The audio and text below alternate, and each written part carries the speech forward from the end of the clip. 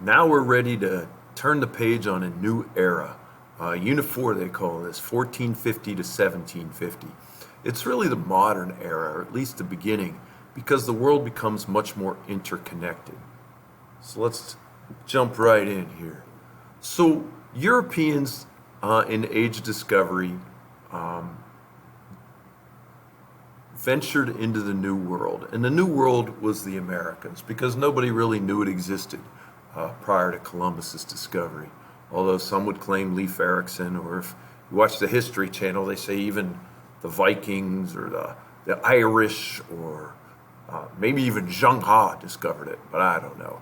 We do know Columbus reached it in 1492. So why were the Europeans able to discover the New World? Well, first is geography. They're on the Atlantic seaboard. They kind of got marginalized by world trade, which is number three there. Uh, they really felt left out economically speaking. Their Islamic enemies in the Middle East, specifically the Ottoman Empire, dominated the trade that was coming from Asia to Europe. And so there was a great need for them to become more interconnected and reach the rich markets of Asia and even Africa. Plus, Europe had a lot of rivalry, not only with their enemies to the east, but also between themselves. Everybody was seeking a monetary or technological edge. Of course, they're just coming out of the Reformation, and you get the whole Catholic versus Protestant rivalries. So these rivalries led them to seek an advantage. In Europe, merchants were important. They had begun to rise early on. Christianity kind of looked down upon merchants, though ancient Rome, they were important. But now you started to see the rise of the merchants, especially the ones that led the Renaissance in the northern Italian city-states. So merchants were seeking wealth, but there were also people seeking status. The idea that you can make yourself anew in the new world. If you think about it, that's really what drives so many people to the Americas. People that maybe come from lower status, like many of my ancestors, and then they come to the United States and they build a better life, not so much for themselves, but for their children. So that's how a pig farmer like Cortez can go on to become one of the richest and most successful men of the New World. Religion was another issue, especially in light of the Protestant Reformation. A lot of Northern Europe had moved away from Catholicism. With the Portuguese and the Spanish, this desire to evangelize new peoples in the new worlds was really important, especially the Jesuits as we got into the Reformation. The Jesuits were founded on missionary work, the premise of not only spreading God's word, building universities, and educating people. So religion played a major role. We can gain wealth and status and do God's work. And then, of course, there were many American collaborators. The Native Americans were very divisive, just like the Europeans, and fought amongst themselves. Throughout history, for instance, if you look at American history, Tecumseh tried to organize the Native Americans to fight the United States in 1812, that time period.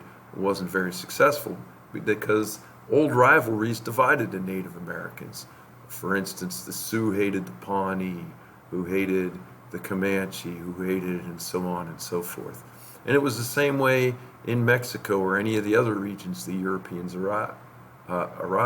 So many were eager to collaborate with the Europeans to gain some sort of advantage.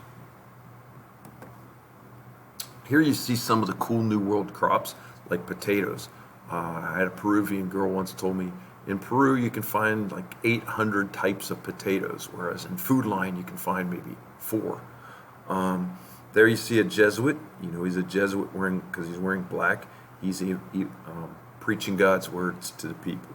And this is a good map because it shows the various Europeans and where they landed. The Portuguese and Spanish, mostly in Central and South America.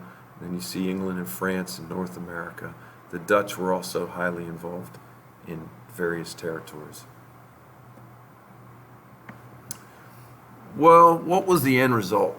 You- I saw in my hometown a statue of Columbus was torn down, and I got into a debate with some friends of mine. Being Italian, Columbus uh, holds kind of a more important place, I guess, than if I wasn't Italian in my heart. Why does he get such venom in today's America? And many people point to him as the instigator of what is known as the Great Dying. What is the Great Dying? Understand that Native Americans had long lived in isolation, and therefore they were not immune to the diseases that the Europeans brought with them, specifically smallpox, measles. Those were the two big killers. So when the Europeans arrived throughout the Americas, North America and South America and Central America, the Native Americans had lived an isolated existence, but they lived in very densely populated regions. For instance, it said the Valley of Mexico had between 10 and 20 million people. Well, the Great Dying ended up with maybe as high as 90% of the native population killed off. For instance, even here in St. Mary's County, the diseases that were brought by the early settlers in the 1630s ended up forcing the native peoples of St. Mary's to kind of move across the Potomac River into Virginia. It was hard to have a communal living when so many people were dying. You really couldn't rely on others to help carve out your existence. So it was a huge demographic disaster. Some estimates are as high as 60 to 80 million people died. Was this an intended consequence? No, but there were some instances of unscrupulous traders who wanted Native American lands, who might give them disease-infested blankets or something to help depopulate that region. But those were the vast majority of Native Americans transmitted the disease to each other as they spread, and there was no real immunity to it. So many people compare it to the Black Death that ravaged Europe a couple centuries prior. Now, Africans, with their contact to Europeans, did not really have such catastrophic results. Similarly, Europeans, smallpox could kill them, but many of them had pox. Like I was reading a book on the Civil War. George Washington recruited a group of soldiers that all had pock marks on their face because smallpox was ravaging his army. And in areas that the smallpox was prevalent, he wanted only those who already had the disease to enter. So he was actually at the forefront of inoculating his armies. Native Americans really didn't know much about inoculation. Europeans really didn't know much, actually. But Europeans and African diseases definitely wiped out Native Americans. This also coincided with a little ice age. Today we talk a lot about global warming and temperatures rising. This isn't a unique time period in world history. Probably it's a lot higher than normal, though there were instances of global warming around the year 1000. Leif Erikson reached northern U.S. or Canada and talked about how grapes and vines grew there. So that was a warming time period. Well, the Little Ice Age was a cooling time period that occurred in the 16 and 1700s. It really drove the Europeans to seek new lands. And it also drove the fur trade, the idea that furs would be important. Keep in mind they didn't have Gore-Tex and all the other stuff that we have today. So furs kept you warm. So the Little Ice Age was a time period that lasted a couple centuries, really. And it was really a time of global cooling. And that drove especially northern Europeans to new lands, warmer lands. Here you see a picture, I believe this was in the Aztec Codex, of the disease being transmitted, and it looks like smallpox. So a lot of times you hear the term Columbian Exchange, and you should know that the Columbian Exchange is an exchange of disease and goods between the Old World, meaning Europe and Africa, and the New World, meaning the Americas. The first thing you should know, of course, is that the Columbian Exchange created a massive labor shortage. At first, when the Spaniards and the Portuguese arrived, they tried to use Native Americans as farm labor because they were growing plantation crops. But Native American men did not like agricultural work. They deemed that women's work. Plus, they were dying by diseases so rapidly, they needed a replacement. Many Europeans, including here in St. Mary's, first turned to indentured servitude. There were plenty of poor whites looking to make a new start in the world if only they could get there. So they'd pay their transportation across the ocean in return for about 8 years of service. But that was expensive and it was only a temporary solution. So the solution that they sought was in Africa. Slavery had been prevalent in Africa. Stronger civilizations tended to enslave their neighbors. And so the Europeans kind of encouraged this. In fact, they added fuel to the fire by trading silver for slaves.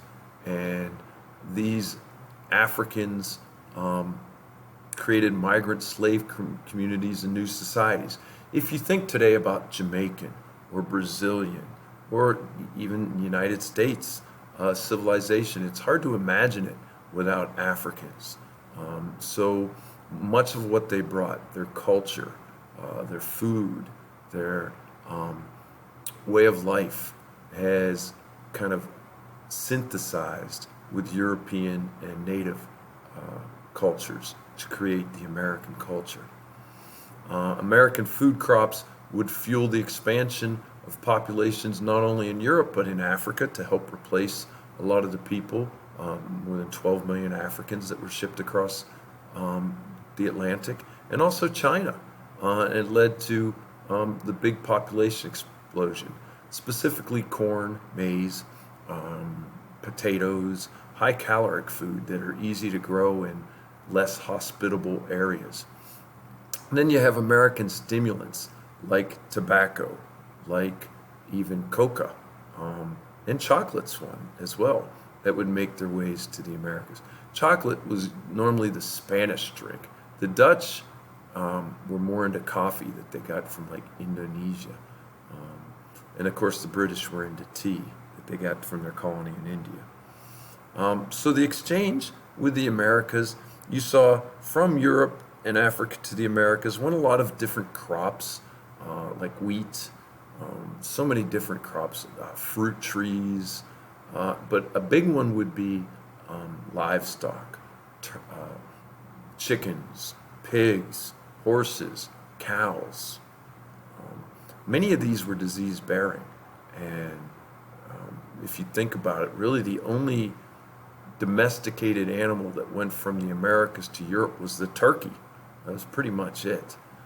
From the Americas to Europe went raw materials, including those foods. So the Columbian Exchange was kind of one-sided. I mean, yeah, the Americas did get things that they have today. Apple trees, where would we be without things like that, wheat, chickens, but they also got disease. And Europe reaped the benefits of not only a larger population and raw materials, but the wealth that would come, specifically a lot of the plantation products and also the mining products of America, like the silver, specifically from Peru or Mexico.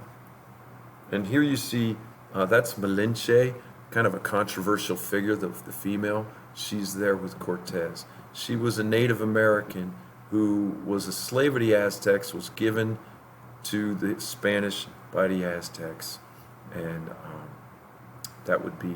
she would be seen as like the interpreter or the aider of Cortez. Here you see chocolate. Where would I be without it? All right, let's stop there for one video.